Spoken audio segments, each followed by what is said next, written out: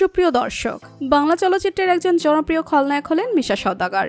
তাকে চেনেন না এমন মানুষ হয়তো বাংলাদেশে খুঁজে পাওয়া যাবে না। মিশা সওদাগর প্রথমে অভিনয় জগতে পা রেখেছিলেন নায়ক হওয়ার জন্য।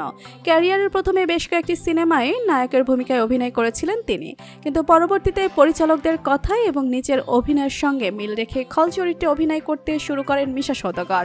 আর খলনায়ক চরিত্রে অভিনয় করে মিশা সওদাগর জনপ্রিয়তা পেয়েছেন।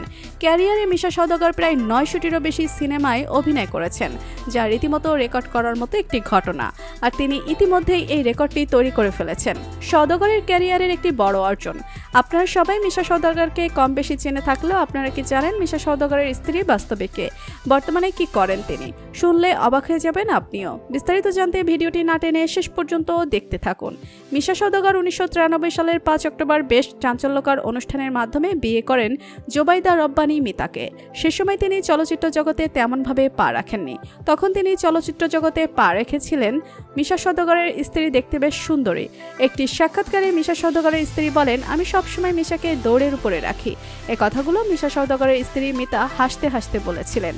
সিনেমায় মিশা সওদাগর নায়ক নায়িকাদের যতটা দৌড়ের উপরে রাখেন না কেন, কিন্তু ব্যক্তিগত জীবনে তাকে সব সময় তার স্ত্রীর কথা মতো চলতে হয়।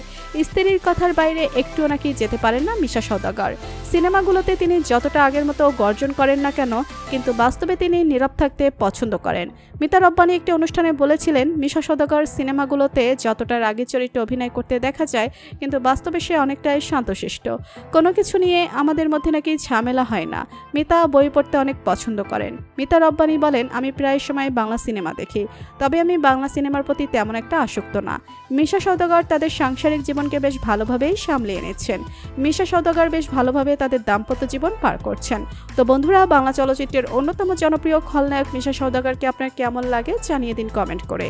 আর ভিডিওটি ভালো লেগে থাকলে একটি লাইক দিয়ে চ্যানেলটি সাবস্ক্রাইব করুন। ধন্যবাদ।